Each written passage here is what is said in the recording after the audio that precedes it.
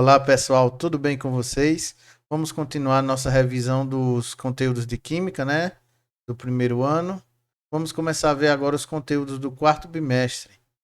Vamos ver reações químicas. O que é uma reação química? Vocês já sabem, nós já comentamos aqui, né, no terceiro bimestre. Vamos ver agora mais particularidades, como elas acontecem, que fatores podem ser melhores para que ela aconteça, né? Ambientes favoráveis, situações favoráveis, questão de energia, né? Se a energia tem alguma coisa a ver ou não. Vamos ver tudo isso, né? Primeiro as evidências mais aos nossos sentidos, né? Que é mais perceptível. Mudança de cor, liberação de um gás, formação de uma chama, liberação de um cheiro característico, né? Desaparecimento de substâncias iniciais e a formação de um sólido. Todas essas evidências vão mostrar que o quê? Que ali está acontecendo uma reação química, né? Diferente de mistura. Se eu misturo duas substâncias e eu não vejo nenhuma dessas características, possivelmente ali não está acontecendo uma reação química, e sim uma simples mistura, né? Os dois reagentes não vão estar reagindo. Qualquer uma mistura, qualquer uma que você misture dois reagentes, duas substâncias, e apareça qualquer uma dessas evidências, tudo indica que ali está acontecendo uma reação química. Então, fique atento, certo? A esses detalhes aqui. Quais são os fatores para que ocorra isso? Em nível mais interno agora, né? Vamos ver. Afinidade da natureza química dos reagentes. Por exemplo, ácidos e bases, a gente viu que eles têm afinidade de reagir e formar sal e água, né? Então eles têm essas funções inorgânicas que o quê? Que tem afinidade para reagir, certo? Entre outras, outros reagentes que têm mais afinidade. Já a gente sabe que o que? Água e óleo não têm afinidade, nem reagem, né? Nem se misturam. Então, só para você ter uma noção que aqueles reagentes precisam ter uma afinidade para que a reação aconteça. Contato entre os reagentes na fórmula. Não tem como ter uma reação por Wi-Fi, por exemplo, né? Não tem como. É preciso ter o contato físico em um reagente, entrar em contato com outro para que aconteça a reação. Se não tivesse contato, não tem como, a distância, né? Não tem como acontecer a reação. Essa é uma teoria muito interessante, pessoal. Choques eficazes e não eficazes. O que é isso? Para as moléculas de um reagente reagirem com outro e se transformarem em uma nova substância, o que é que acontece? É preciso que as moléculas se choquem para que se desmanche, né, aquelas moléculas iniciais e se reagrupem em outras moléculas. Veja que interessante, né? Como é que isso funciona? Tem hora que os choques são eficazes, ou seja, formam uma nova substância, e tem hora que os choques não favorecem. Deixa eu dar um zoom aqui na imagem para vocês notarem melhor, pessoal. Veja que interessante aqui, ó. O gás, o iodo com o gás hidrogênio. Duas moléculas distintas, né? Um choque não eficaz faz o quê? Com que as duas se batam mais, ó. Veja que elas não estão bem encaixadas uma na outra. Então, se elas não estão bem encaixadas, não tem a geometria, lembra da geometria da molécula, né? Se essa geometria, essa posição no espaço não está favorável, elas não conseguem, ó, veja que aqui não gerou novas moléculas, ainda está a mesma molécula de iodo e a de gás hidrogênio. Mas quando se tem a geometria correta, né, um alinhamento entre as moléculas, o que é que aconteceu aqui, ó? Gerou-se duas novas moléculas, né? Com iodo, uma com um átomo de iodo e uma com um átomo de hidrogênio, duas novas moléculas. Então isso é o que a teoria chama de choques eficazes. É preciso que, primeiro, essas duas moléculas sejam agitadas, né? Para que elas possam se mover e se chocar. Quem é que faz essa agitação? Quem é que faz essa perturbação, vamos dizer assim, da matéria que agita ela? Pode ser por meio de quem? É a energia. Lembra que a energia é quem transforma a matéria. Então, eu aumento o nível de energia desse sistema e elas começam a se chocar com mais velocidade, mais rapidez, né? De forma mais rápida e maior frequência de choques, né? O que começou com poucos choques começa a se bater mais e essa maior frequência, maior rapidez vai gerar o quê? Choques mais eficazes. Tranquilo? E outra teoria bem interessante é a teoria das colisões, que é as colisões de quem? Dos choques eficazes e não eficazes. Deixa eu dar um zoom aqui para ficar melhor de visualizar o gráfico. Além da geometria, né, da molécula estar alinhada, né, favorecer a essa choque para que gere uma nova substância, na reação química é preciso também, ó, vocês vejam um gráfico, é preciso de uma energia necessária, né? Um teor baixo de energia talvez não aconteça a reação química. Como vocês podem ver aqui no gráfico, ó, o ozônio e o outro gás aqui estão colidindo, né? Estão colidindo, pá, mas ó, o nível de energia ainda está um pouco baixo. Quando esse nível começa a subir, veja ó, o gráfico de energia subindo, acontecem os choques eficazes com aquele nível de energia adequado. Então, além da geometria tem que favorecer, o nível de energia também tem que favorecer. Então, acontece naquele momento, né, naquele dado momento, com a energia de ativação, que é chamada, né, esse nível de energia necessário para que ocorra o quê? Uma reação química, uma quebra das moléculas iniciais e a reordenação em novas moléculas.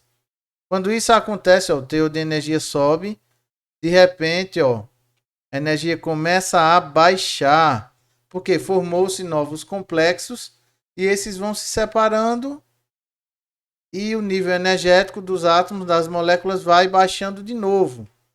Aqui está em agitação para que se choque. Depois que se choca, que se reorganiza, qual é a tendência, pessoal? A tendência é o nível energético fundamental, ou seja, o menor nível energético. Lembram dessa dica? Que os elementos procuram, as moléculas também procuram. Depois de se reagruparem na reação química, elas, ó, gráfico de energia desce para um nível bem básico de energia, né? Bem fundamental. Isso acontecendo ao longo do tempo. Então essa é a famosa teoria das colisões com a energia, aquele teor de energia de ativação que tem que ter, né, para que aconteça mesmo uma reação química.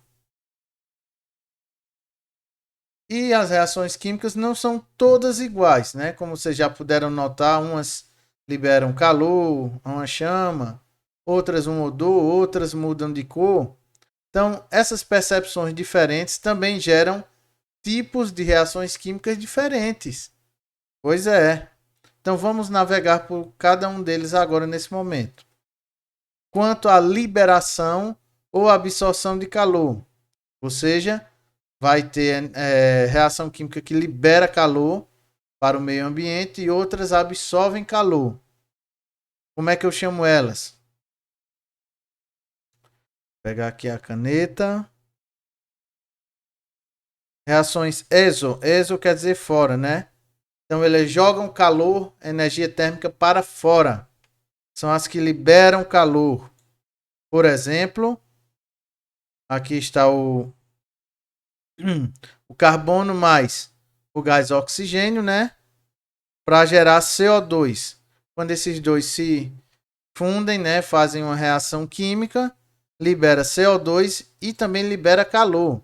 Quando esse carbono sólido com o oxigênio gás se juntam, reagem entre si e formam o CO2, o gás carbônico, e liberam calor. Do mesmo jeito, existe as endotérmicas. São as que absorvem calor do meio, né?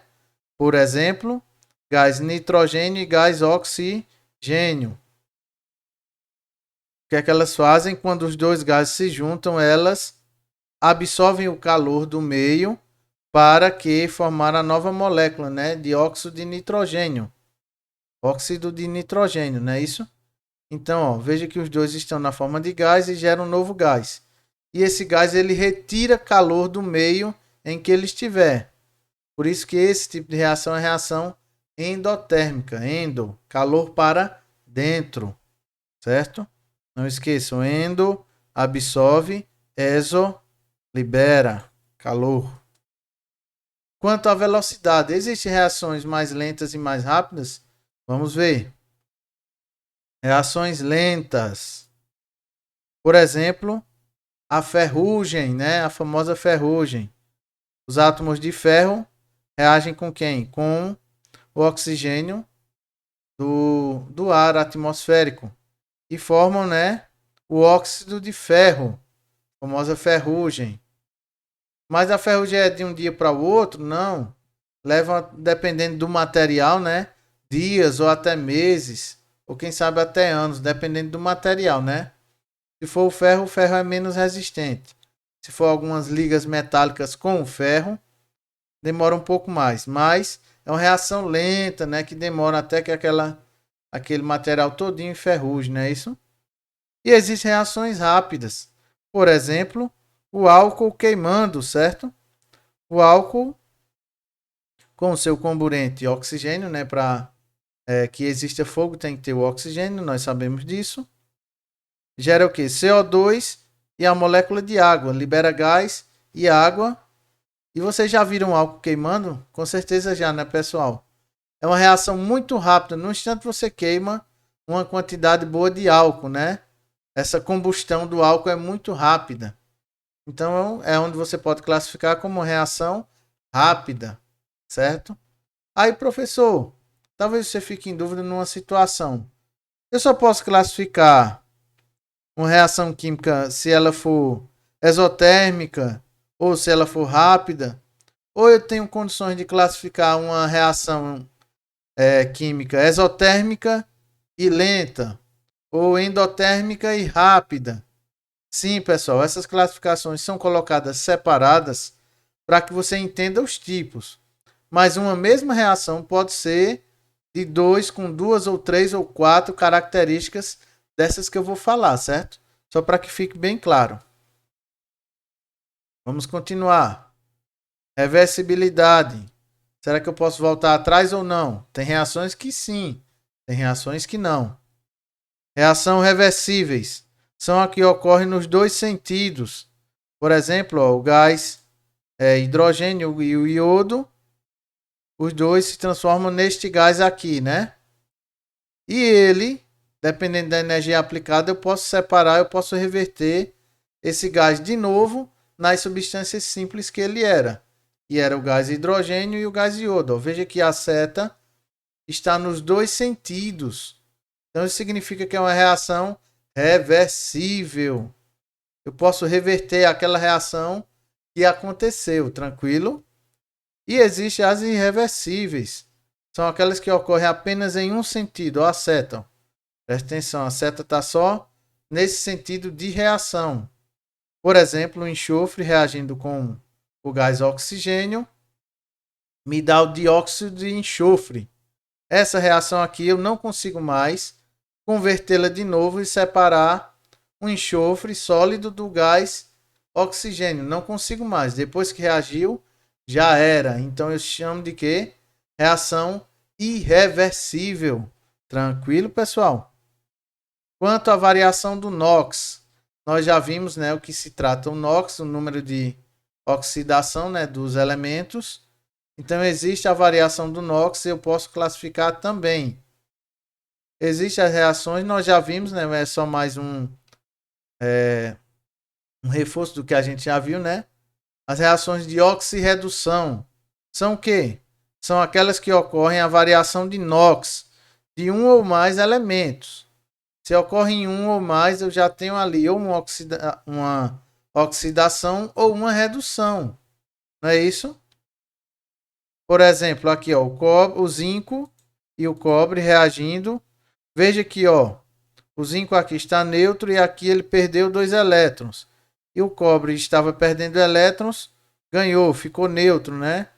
Existe uma troca, uma transferência de elétrons. Então eu tenho oxidação e redução na mesma reação. Por isso que o nome é oxirredução. Existe uma que só oxida? Sim. Semi-reação de oxidação. Veja aqui, ó, o zinco daqui para cá, ele perdeu 2 elétrons. Então o NOx, que era 0, né, passou para mais 2. A carga dele já está dizendo quem é o NOx dele, né? Lembram disso? E a semi-reação de redução também pode acontecer. O cobre que estava aqui, ó, com carga mais 2, ou seja, já tinha perdido 2 elétrons, recebe 2 elétrons e muda e fica neutro, ou seja, o que era mais 2, o NOx, vai para 0, aumentou o seu NOx, né? Aliás, diminuiu, perdão, o seu NOx. Então, se houve essa variação de número de oxidação, aconteceu ali uma reação química de variação de NOx, né? Uma oxirredução ou uma semi-oxidação ou uma semi-redução, dependendo da movimentação dos elétrons. Quanto à complexibilidade, né? Complexidade das substâncias envolvidas. Pode ser 2 substâncias simples, compostas. Vamos ver como é que isso funciona, certo? Reações de síntese ou adição, né? Pode chamar assim também. São aquelas em que 2 ou mais substâncias reagem, produzindo uma única substância mais complexa. Ou seja, geralmente são substâncias simples, A mais B, 2 substâncias simples, se transformam numa substância complexa, uma substância só. Por quê, professor? Porque pode ter reagentes que geram 2 substâncias. Tranquilo. Por exemplo, o magnésio, né, que reage com o oxigênio do ar, produzindo óxido de magnésio. Olha aqui, ó. Magnésio simples, oxigênio simples gerou um óxido, substância composta de 2 elementos. Síntese total. Como é isso? Quando partimos apenas com substâncias simples, como o carbono e o oxigênio, né? A queima do carbono na madeira. A queima do carbono, a queima da madeira vai gerar o quê? CO2. Na queima do carvão ali queima-se tudo, queima todo, né? Existe o processo de carbonização. Então foi total, né? Aquele processo foi total. E existe uma síntese parcial? Sim. Quando, ó, veja só. Quando dentro dos reagentes houver uma substância composta. Então, nos meus reagentes, antes de formar o meu produto, eu tenho uma substância composta. Por exemplo, o óxido de cálcio junto com a água, né? Formando o quê? O hidróxido de cálcio. Então, eu tenho a formação de uma substância composta, porém eu já tinha uma substância composta. Então, por isso que é uma síntese parcial. Eu acrescentei 2 substâncias, perdi um hidrogênio, vejam só, né? Então, o que é que aconteceu aqui? Eu tive uma síntese parcial. Eu mudei uma parte, né? Pois uma já havia. Essa parte aqui, vocês vejam que já era uma substância composta da onde? Do meu reagente. Por isso que é uma síntese parcial. Não foi total como carbono solto e o oxigênio solto gerou CO2. Vejam a diferença, notam a diferença, não é isso? Vamos para frente. Ainda sobre a complexidade, né, das substâncias envolvidas, muitas, poucas, como é isso? Estávamos falando de síntese. Agora vamos fazer o contrário, análise ou decomposição. Vamos decompor uma substância. Ocorre quando? Quando uma substância se divide em 2 ou mais substâncias mais simples. Então é o contrário, eu tenho uma substância mais complexa, maior, né, uma molécula maior, moléculas juntas, e eu quebro essa molécula em 2 substâncias mais simples. Por exemplo, um composto de sódio, aqui é com um sal, né? Um sal de sódio é utilizado em airbags e se decompõe em Gás nitrogênio. Quando é acionado, né, o airbag, aquele composto de sal, libera o gás nitrogênio que enche rapidamente o airbag e protege, né, aquela bolsa protege de um acidente, de um dano maior.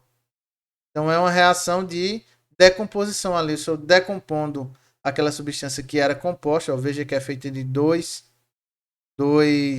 elementos químicos, sódio e nitrogênio, e se transforma em gás nitrogênio. Era complexo, era composto, transformou em simples. Dentro de análise ou decomposição, nós temos tipos. Pirólise é uma quebra, também é uma decomposição, por meio de quem? Do calor. Pirólise, calor, lembrem-se disso. E tem essa aqui, esse símbolo que parece um delta, né? Ó, o cobre aqui recebeu calor, certo? Se transformou o quê? Se dividiu em cobre e dióxido de nitrogênio, certo? Que aqui era um sal, por exemplo, recebeu calor, se dividiu em cobre e dióxido de nitrogênio, um óxido e outro elemento, e ainda oxigênio, gás oxigênio, ou seja, ó, a substância foi toda repartida, né, em três. Existe uma quebra também, nós estamos falando de decomposição, ou seja, dividindo, né, as substâncias complexas, pela luz também. Decomposição pela luz, fotólise, fotoluz, lembre-se desse radical. Ou seja, a água oxigenada, por exemplo, ela pode ser pela luz. Se você deixar uma água oxigenada exposta à luz do dia, ela vai liberar oxigênio e vai perder a sua força. Ó, veja que ela perde, se transforma em água normal e vai perdendo o oxigênio. A própria luz tem essa força de quebrar, né, a molécula de água oxigenada, peróxido de hidrogênio. Eletrólise, eletricidade. Uma decomposição de uma substância por eletricidade. É possível, sim. Por exemplo, a água. A água, né, foram feitos vários experimentos, né, na antiguidade com a água e um deles foi a eletrólise da água, que era pegar a água e passar uma corrente elétrica nela e acontecer o que, ó? Gás hidrogênio de um lado e gás oxigênio do outro. Era gerado dois tipos de gases. Inclusive, esse foi um dos experimentos que deu origem à noção de substância composta, né? Começou-se a perceber que o que parecia uma substância só, no caso a água, na verdade era composta de dois gases, né? O hidrogênio e o oxigênio. Então, esse experimento de eletrólise ele foi muito importante para a descoberta desse tipo de substâncias, simples ou compostas. Tranquilo? Vamos lá, ainda na complexidade. Existem reações que deslocam ou substituem um dos seus reagentes. Quando a substância simples reage com uma composta, veja que tem, né, os detalhes, né? Originando uma nova substância simples e uma composta. Então é como que eu troquei de lugar. Percebam aqui o exemplo. Uma substância simples e uma composta transformou-se em quem? Em outra composta diferente, veja os reagentes, e outra simples também diferente. Se isso ocorreu, eu tenho uma simples troca. Por exemplo, prego e o sulfato de cobre, né? O que é que acontece aqui, ó?